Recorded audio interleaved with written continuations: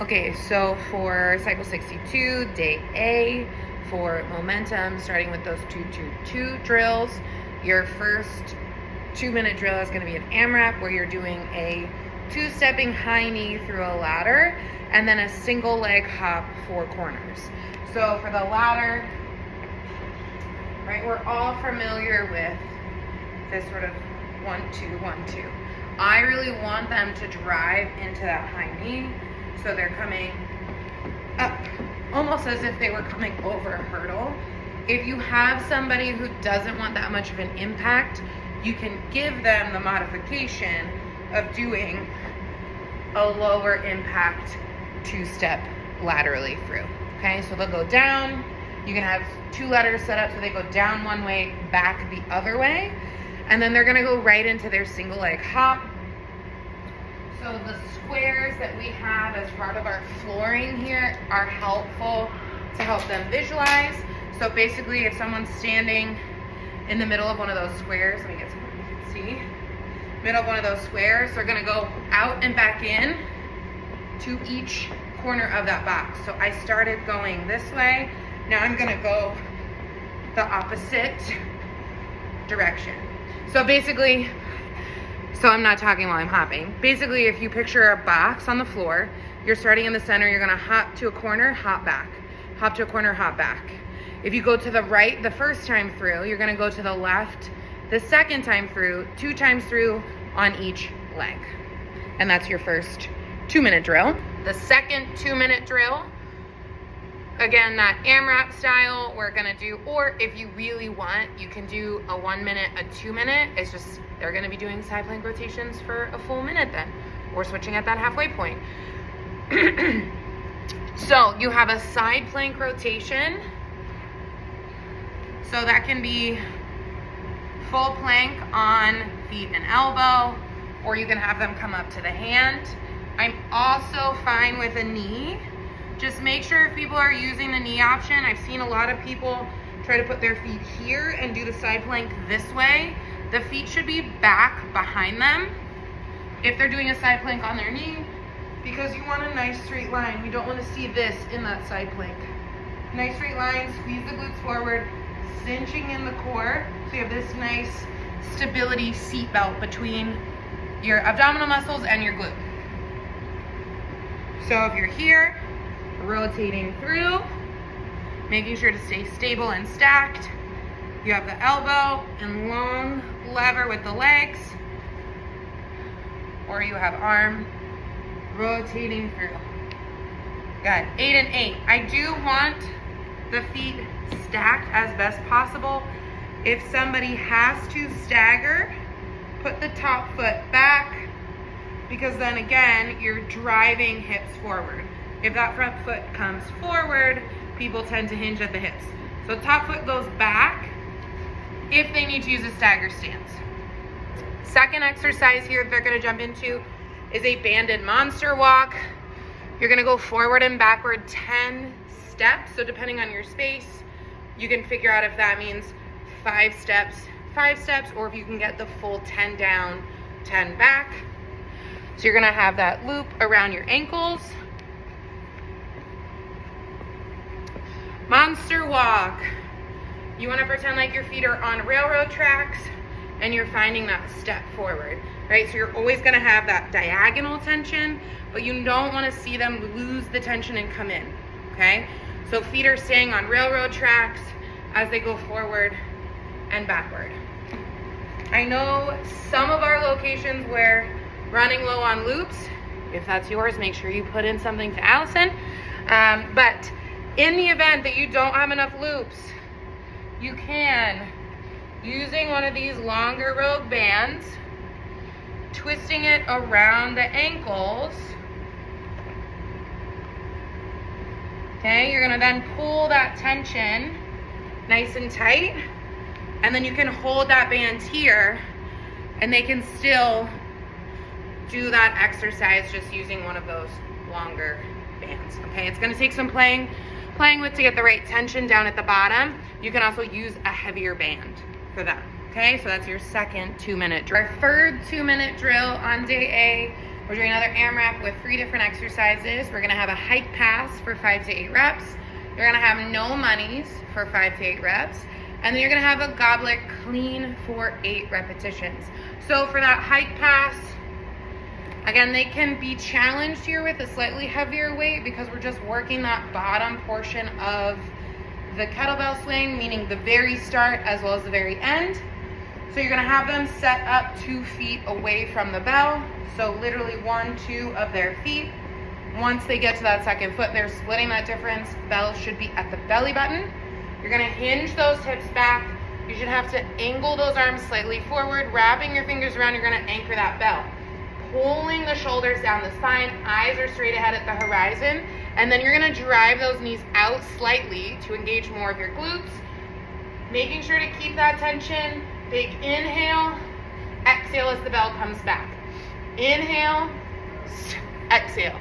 The biggest thing we don't wanna see is as they hike, we don't wanna see those hips rise because that means we're losing the tension. So if we're here and you're seeing them come up at all like this, that means they're driving through the legs and they're losing that tension and that connection.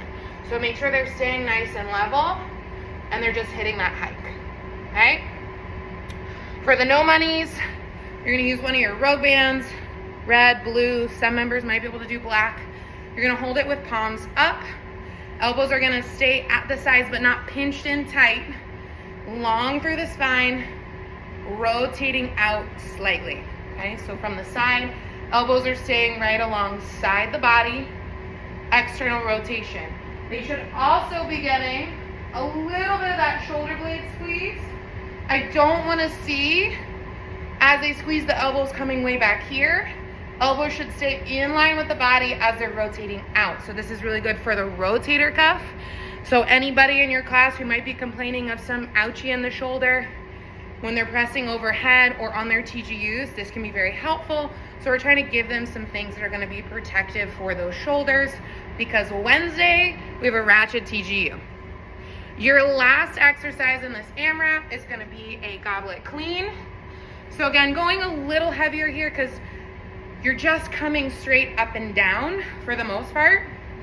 You're gonna stand over top of that bell, finding that hinge so your back should stay nice and flat, packing those shoulders, big inhale, hands are sliding to the horns or the sides of the handle of the bell as it hits that float point, reversing that motion on the way down. They'll go for 8. If you have members that are trying to go a lot heavier with this and that dead clean is just too heavy, you can do a little bit of a hike into a goblet clean. So if I go sideways here, right, setting up the same way you would a sling, hike, drive it right up,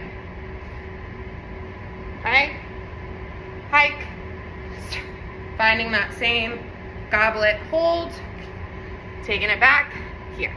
Okay, so this is something that some of our members who are going heavier might like the option to use so that they're not really grinding in their standard goblet. Okay, for your speed and agility block, for whatever reason I keep wanting to combine those words and I just say agility, which is not, don't do that, don't be like me.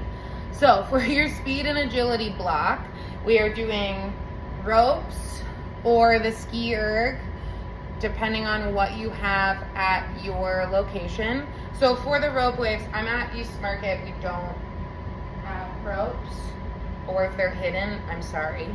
I don't teach at this location much anymore. So for the ropes, okay, you wanna have a nice athletic stance, okay?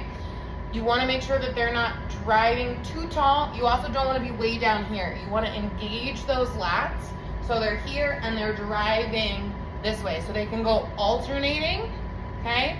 They can go both up and down, staying in that nice hinge, or if they're starting to get tired, you can have them go in and out and do rope snakes, okay? So I'm okay with any of those. You know your members best, so decide what works best for them. 25 seconds on, the rest of the time is rest. So somewhere around that halfway point, they'll rest, okay? You can do ropes, or you have the option of a ski erg, because I think we have that at every location now. So they could do that as well, making sure that they're pulling using those lats, and again, similar to the ropes, ending in that hinged pattern where they're loading the glutes, right? We don't want to be way down here. We also want to make sure they're not just using their low back. So make sure they're using their legs in that ski erg. I hope that was a good pantomime for everybody. 25 seconds with the ski erg as well.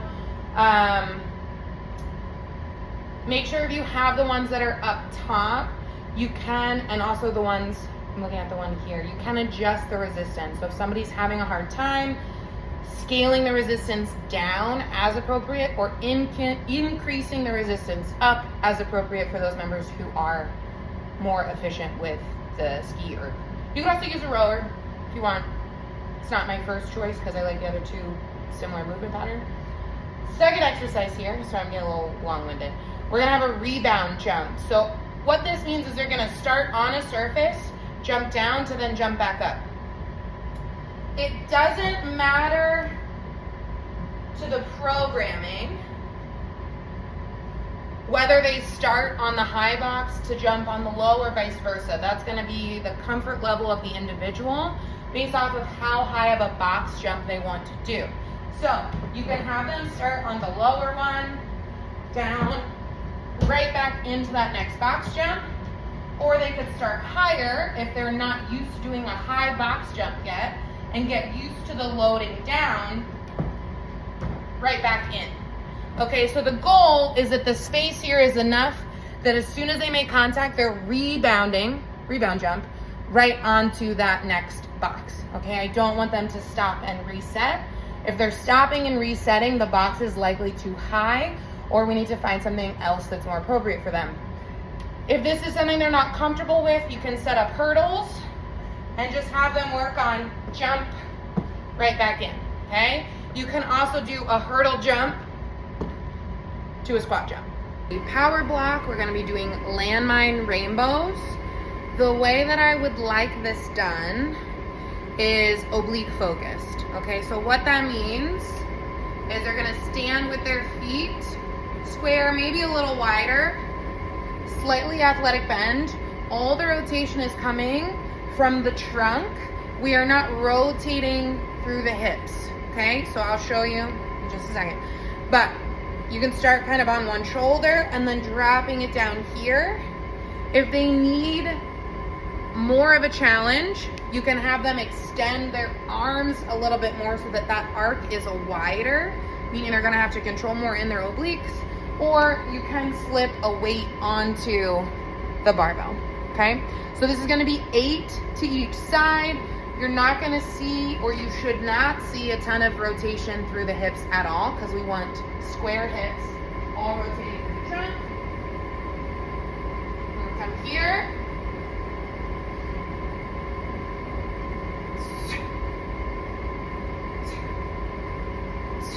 If somebody's having a hard time, you can just have them go shoulder to shoulder. So make it a little smaller. Okay, so you can see I started with a bigger rainbow, kind of dropping down below chest height. Somebody's having a really hard time controlling, you can make that rainbow smaller. So it's gonna be less oblique focus because they might not get as much rotation, but they're still getting that overhead, which is gonna help with shoulders. So 8 and 8 for that, and then we're gonna have a med ball chest pass. Yes. You're gonna start center. In places where you do have a wall that you can slam against, a slam wall, you're gonna use the big medicine balls that are about this size. And so what I wanna see is, if this is my wall, I should be just about an arm's length away from my wall. Okay, so I'm holding that ball at my chest, I'm hinging back, so I'm loading glutes and hamstrings, and then I'm driving. And with that medicine ball, you are gonna release with the hip, right? Obviously I don't have a wall here, I can't do that. So this is an option for anywhere where we don't have a wall to do a chest pass. You're gonna come here, drive forward, okay? You can also do it with kettlebell, sort of a good morning-ish type vibe with a press, okay? So those are your options if you don't have the slam. Balance and body weight, we're doing a single leg RDL on an unstable surface, which could be a Bose suit or it could be one of the pads that we have in the studios for people to kneel on, something that's squishy. If you don't have enough of those, just grab a mat, fold it up a couple of times just so that they're not on a firm surface, okay? If somebody needs to stay off of an unstable surface, you can always give them the option of going to the ground, but we want them to try something unstable because it'll help challenge their balance, and that helps with proprioception, which overall will help them be stronger. And balance is the number one thing that is a predictor of ankle sprains, so this is good on a lot of fronts. So if they're using the Bose suit, they're going to stand with their foot directly in the middle of it. Then they're going to find that nice tall stand. They're then going to reach forward and then come back nice and tall, okay? Another option here, which we've used in cycles before, is if they need to, you can use the TRX straps as an assisted movement as needed, but I do want them to try the unstable piece without hands so that we're challenging that ankle. If somebody really wants to try the balancing piece, but they don't have the coordination for the RDL, let them do a single leg stand. It's still gonna give you the same benefit in the ankle, you're just not working the full posterior chain, okay? Second exercise for balance and body weight is gonna be a single arm plank, which you could do full single arm, or you can do as an uneven so that you're still biasing one side over the other. So for your single arm plank, because we are using one arm, you're gonna want your feet to be wider. So the standard in Strong First when they do a one arm push-up is 2 shoulder width. So we can use that same standard here. So you're gonna have them set up in their plank. You're gonna find that wider position in the feet. So again, as wide as 2 shoulder widths, and then whatever side they're starting on, that hand is going to be glued along their side or in that pseudo rack position, okay? So they're either gluing it to the thigh to keep that squeeze through the lat, or they're going to hold it in that rack position while they're in that single arm plank. The biggest thing that we don't want to see here is we don't want to see rotating open. We also don't want to see hips going into a pike. If you're seeing either one of those, yoga block, that's your sort of staggered or single arm biased plank, okay? They can also go a tenting of the hands here, one finger, whatever it is they might need. Both of those, the goal is to switch at the halfway point. For the single arm plank, if people need to go 5-8 breath count, switch, and then just keep rotating through until that 45 seconds is up, that's fine. Whatever you feel like is most appropriate for them, because again, you're gonna know your members best because they're likely in your class every week because you're wonderful. Our strength block, we are trying to get them to work a little bit more into some of those heavier bells. So using double bell stagger stance deadlift and single arm jerk as ways to do that. So both of those are gonna be that 3 and 3 or 5 and 5 reps each side. For the stagger stance deadlift, 2 bells, they can be the same size, or you can have a little fun with them about halfway through the cycle, or for your more experienced members and go 1 bell heavier, 1 bell lighter, okay? The heavier bell is going to be on the side of the flat foot, okay? So what I mean by that is for your stagger stance, you're gonna have 1 foot that's between the bells. That's my target leg, that's my working side. And then my back foot is just on toes. B stance, just like we did with the squats in this current cycle. So from the side, that's super helpful because it's black on black. Okay, so flat foot, ball of the foot, it's just there for balance, finding a hinge pattern here. Okay, so that flat foot is gonna go between the 2 bells. We're just using this for balance, making sure they're not tight roping here. A lot of times people wanna put it right behind and then they're very wiggly up at the top. So it should still be about hip width. You're gonna reach down, finding that nice hinge, back is flat, pack those shoulders. Big inhale, exhale to come tall, okay? Making sure that they're loading this front leg. So what you don't wanna see from the side is this. Okay, you want to keep all the weight on that front leg. Coming here. Right? Making sure that back stays nice and flat. So, if you're using 2 size bells, if my flat foot is right side, the heavier bell is going to go on the right side, the lighter bell on the inside, okay? Because you're going to be working that hip a little bit more, right? For your single arm jerks, so your jerks are meant to be the heaviest bell in that overhead family, right? So the lightest bell that you can put overhead is typically your strict press. Medium bell overhead is your push press. The heaviest bell you can put overhead is your jerk.